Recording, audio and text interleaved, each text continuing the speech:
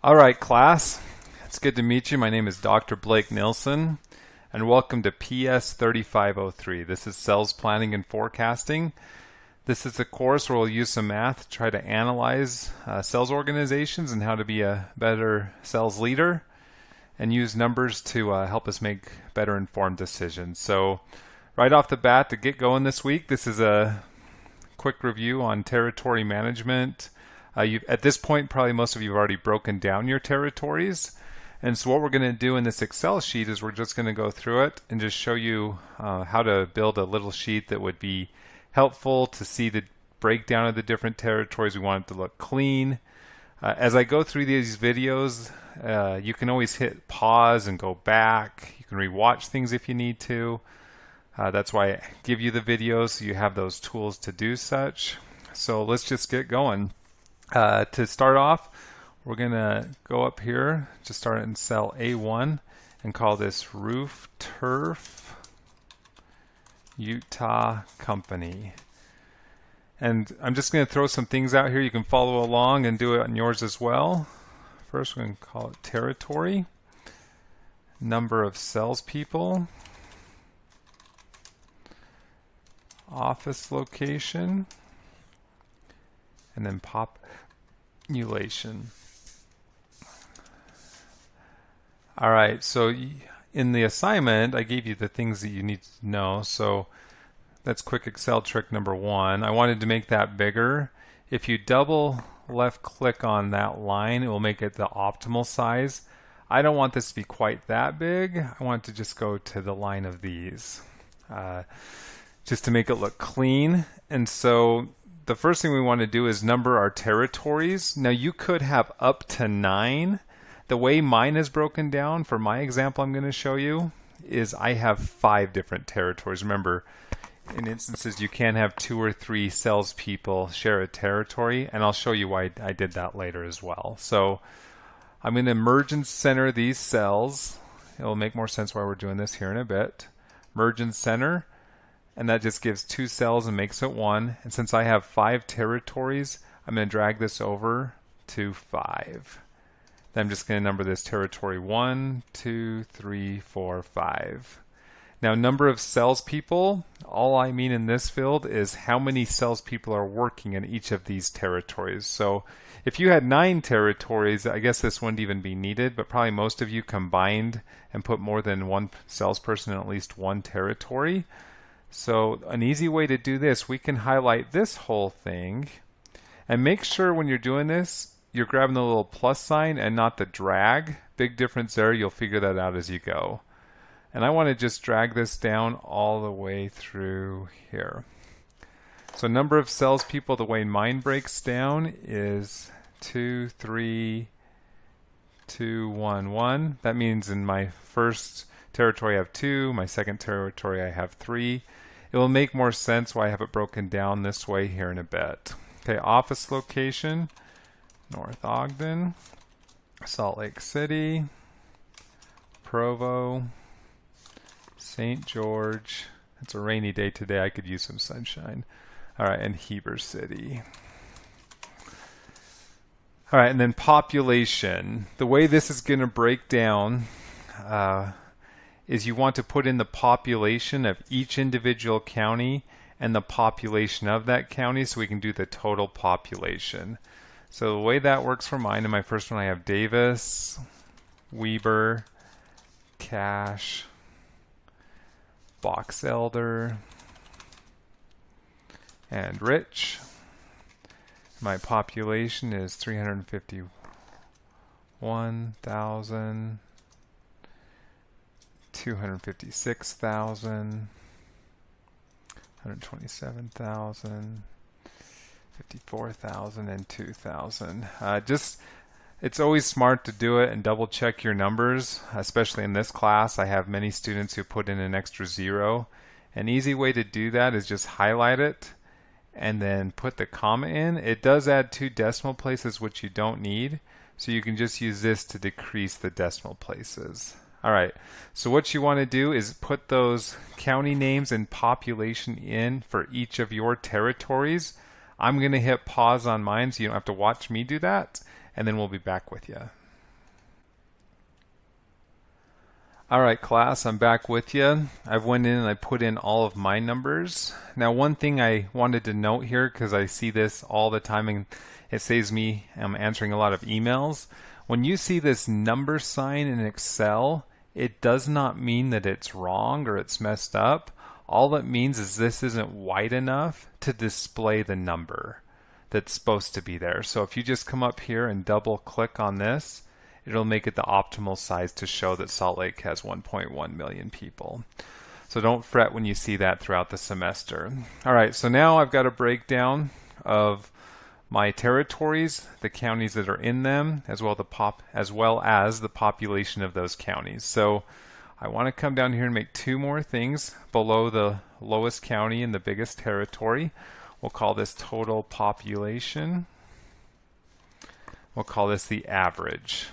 Remember, we not only wanted to know the population of each territory, but the average number of people that in theory each salesperson would be servicing, because as we can see, we have more people in a couple of our territories than others. And so the total population, we just want to merge and center again. And then we'll drag this over. Since we're going to do the average the same way, I'll drag this down now so I have merged and centered cells. All right, so I'm going to go equals the sum, and I'm going to highlight all the way down. The reason I'm highlighting all the way down and not just these numbers is so that I can just drag it over after I'm done with this one. Now, this sum is the first function we're going to do. It's just adding up that total population for that territory. So that's our first function. I hit enter. 790,000, and as you can see, I can just drag it over like this, and it figures out the formula for each of my territories. So just to click on one to show you what it did, I click here. It's now the sum of all of these as I drug it over. All right, then the average population, I'm just going to go equals. We're going to do this divided by the number of salespeople in this territory.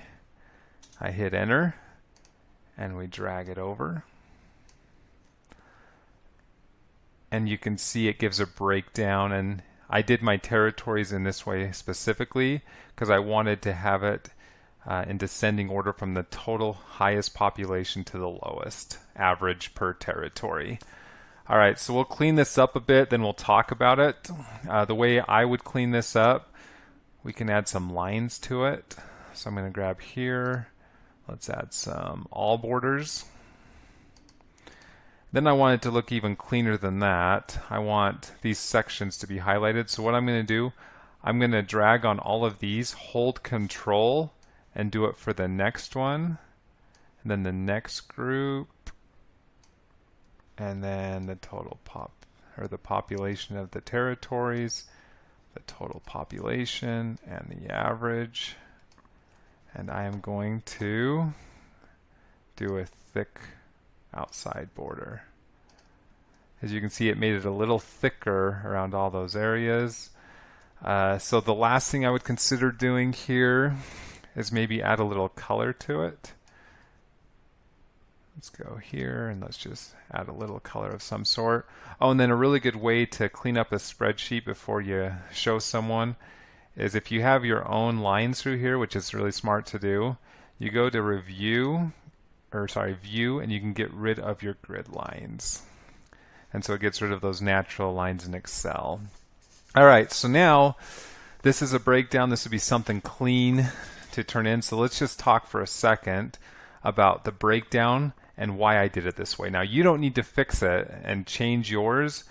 I wanted to give you a quick breakdown of my reasoning, and this is actually how I would break down the state of Utah based on the rules of the company and the population and the way it lies. So these first three territories, which is going to be 7 of our 9 salespeople, are actually very similar on their average number of people within those.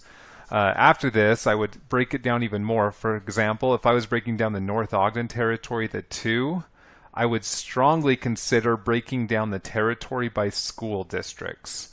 Now there's other types of corporations you're selling to besides school districts, but you got to think about locus of control, and that every school district's going to have one COO and one person in charge of roofs, and so you don't want two salespeople fighting over that school district. So that's just how I would break it down more, but I didn't make you do it for this assignment, and so don't worry about that. In addition, when I look at these other ones over here, how do you sell these? Let me go over to my map and just show you. So the reason I broke it down even more so is I wanted clean driving lines. So the question would be, well, like, why didn't you put Juab with Washington and this territory number 4? Well, Juab is really just down the road from Provo, and so there was a clean break there. Same with Tooele. Tooele could go with Salt Lake, but it was such a high population. And to get to Tooele from Provo, you go around the mountain this way to get to Tooele County, or Tooele, and Stansbury Park area. So I wanted clean driving lines. I wanted to set it up in a way where you're not driving through someone else's territory to get to your territory. For example, I see many that has Davis and Tooele in the same territory. The problem with that is from Davis to Tooele, you have to drive through Salt Lake County around by the airport to get over there. So it's not as clean of a line. So when I was breaking it down by the state, I just wanted to say, okay, how are we going to make it fair as most as possible, but yet still make clean driving lines for all of our sales representatives? Going back over to our spreadsheet, which is here. So obviously these two have a smaller population than these ones. So now it's your job as a director to sell your individuals, and this isn't a hard thing to do with these ones. For example, the St. George. Early in the video, it started raining on me, and I looked outside and I was dreaming about that St. George sun, right? So same thing. You are easily going to find someone who's willing to live in St. George, Utah, and kind of cover the southwest side of the state. In addition, what else could you sell them on? Okay, Washington County is not only one of the fastest growing spots here in Utah, but one of the fastest growing in the entire country. Always building down there. Very quick. New schools popping up. Hospitals have grown. And so you're kind of in a hotbed of growth. Same goes for the Heber City territory. You can definitely sell individuals. Let's just start at the top. At Summit, it'd be very easy to sell individuals and say, look, you're covering Summit County. That has the highest income per capita of any county in the state. That's Park City. And so you can just go through that. And then in addition, all these small counties, you could say that for this group or this group here.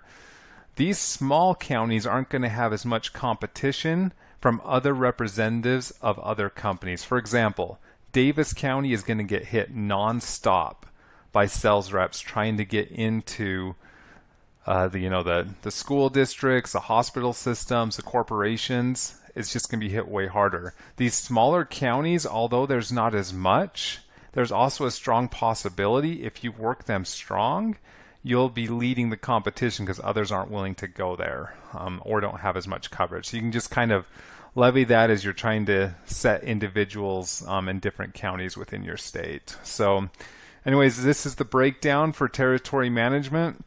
Your Excel spreadsheet should look something like this. The last thing I would do to check it, I would go File, Print. All right, so it's not all printing on one page now. That's not a clean look. So the easiest way to change this one would be go to Landscape. Now it all fits cleanly on one page. This is easily something you could hand to your boss to say, okay, this is how I cleanly broke up the state. Once again, don't feel like you have to follow mine or go back and change your map. I just wanted to give you my reasoning for more learning and more thinking on the subject. And until next week, have a good day.